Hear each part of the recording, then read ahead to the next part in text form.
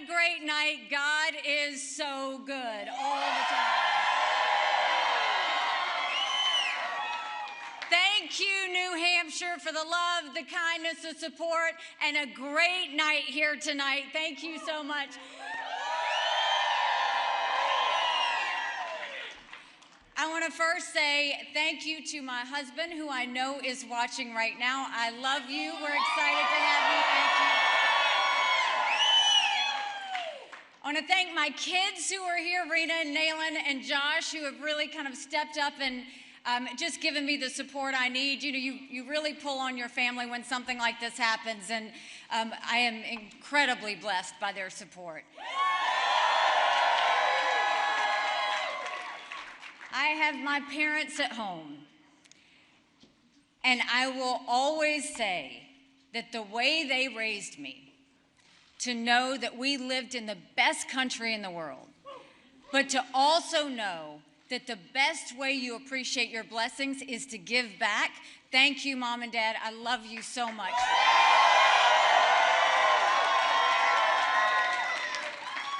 To my siblings, to my in-laws, to everybody back at home, to Vicki for helping me take care of Mom and Dad, thank you for that. You know, I will tell you, it feels like it's been a lifetime, but it has been almost a year that we've been campaigning in New Hampshire, touching every hand, answering every question, being the last person to leave. And we had the most amazing thing happen is the second that we got the endorsement from Governor Chris Sununu.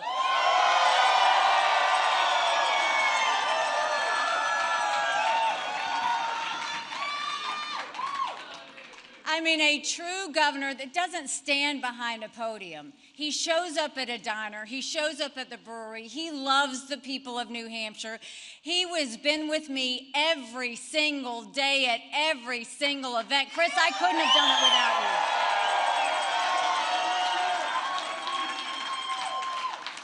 And I want to thank someone who was with me on day one.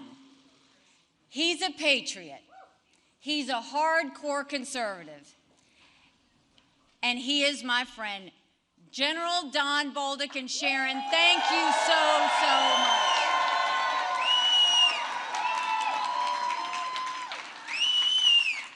I want to congratulate Donald Trump on his victory tonight. He earned it, and I want to acknowledge that. Now, you've all heard the chatter among the political class.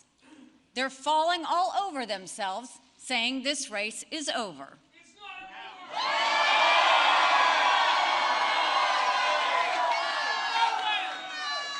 over. Well, I have news for all of them.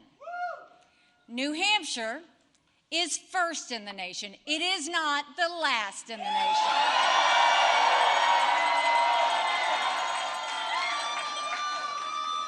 This race is far from over. There are dozens of states left to go.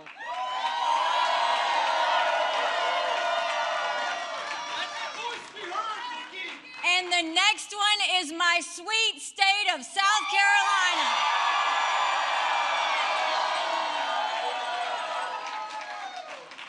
At one point in this campaign, there were 14 of us running.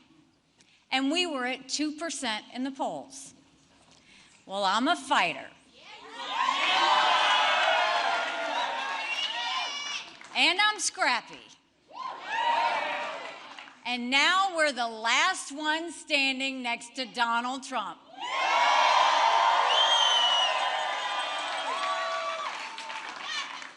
And today we got close to half of the vote. We still have a ways to go, but we keep moving up.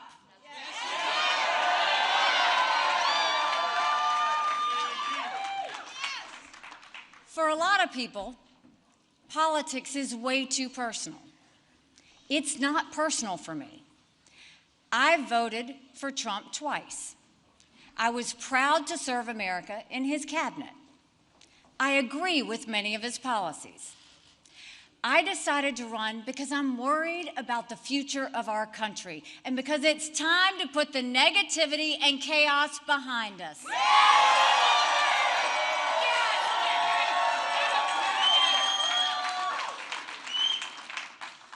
economy that's crushing middle-class Americans. We have a border that is totally open and dangerous, creating a disaster in our country. Unbelievable. We have schools that are failing too many of our children, and we have a world on fire with a war in Europe and the Middle East and a huge and growing threat from China. And then you look at Washington, D.C.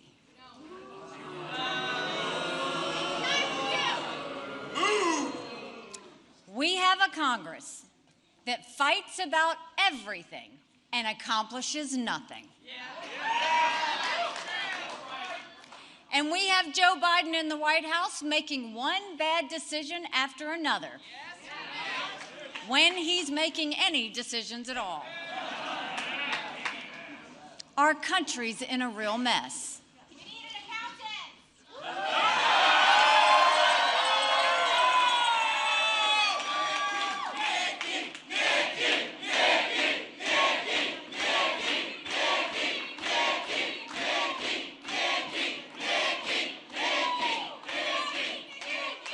And the question is, who's going to fix it?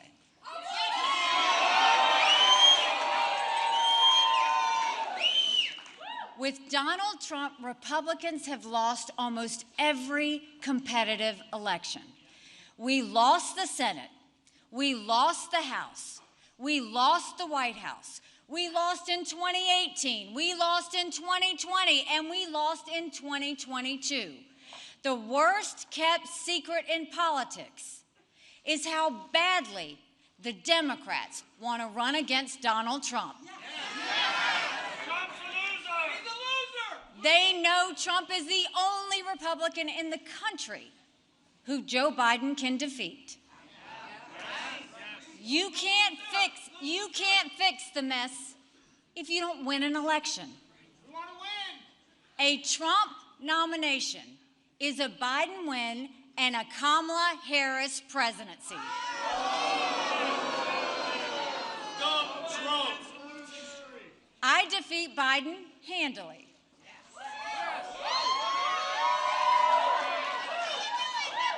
We want you, Nikki. With Donald Trump, you have one bout of chaos after another. This court case, that controversy, this tweet, that senior moment. You can't fix Joe Biden's chaos with Republican chaos.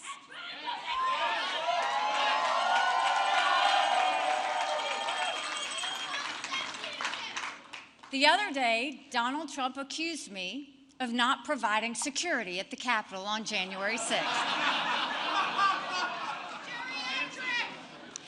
Now, I've long called for mental competency tests for politicians over the age of 75.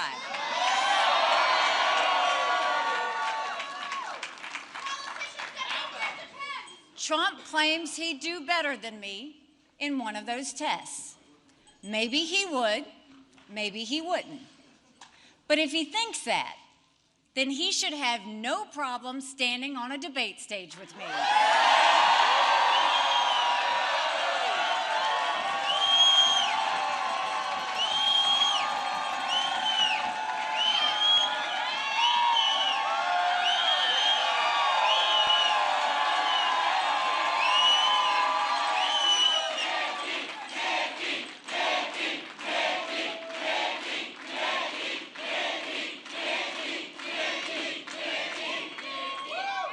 Most Americans do not want a rematch between Biden and Trump. The first party to retire its 80-year-old candidate is going to be the party that wins this election.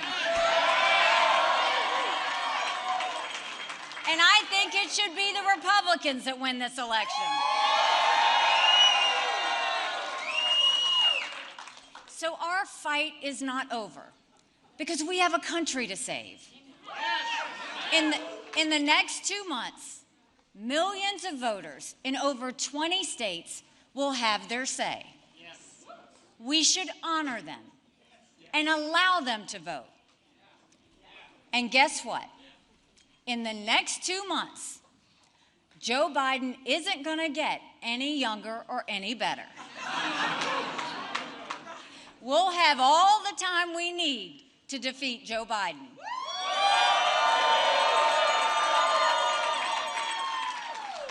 When we get to South Carolina, Donald Trump's going to have a harder time falsely attacking me. The great people of South Carolina know I cut their taxes. They know I signed the toughest illegal immigration bill in the country. They know we passed voter ID and tort reform and ethics reform, and they know we moved 35,000 people from welfare to work.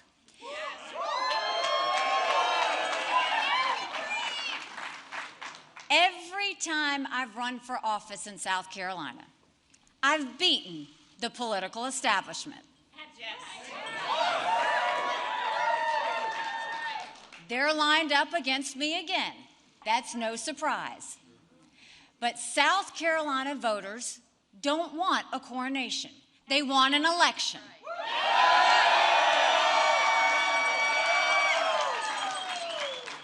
And we're going to give them one.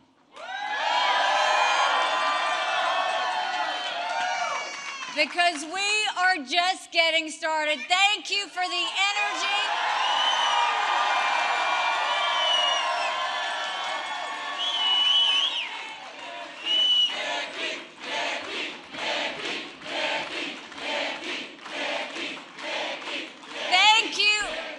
Thank you for the love, New Hampshire. We're going home to South Carolina.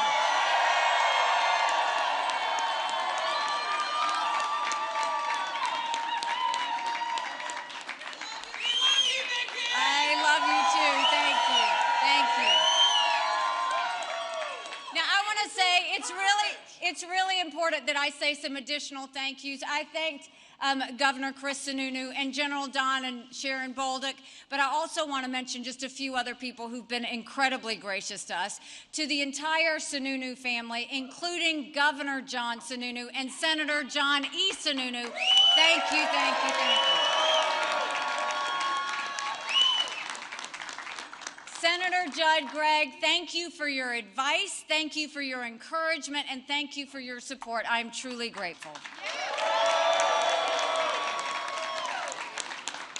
Kim Rice, thank you for being with me since the very beginning. I love you.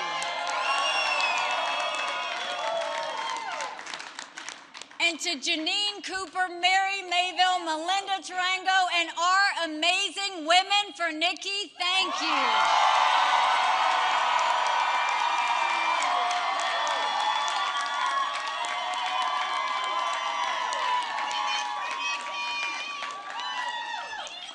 Thank you to State Senator Bill Gannon for his support and advocacy, to the amazing Keene Mayor George Hansel and his mom Terry. We really enjoyed our time in Keene. Tim Sheedy for his dedication and his work ethic. Our county and town chairs who have fought for us, volunteered at events, and have been with us every step of the way.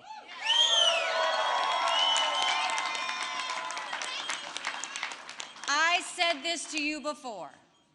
I will say it again.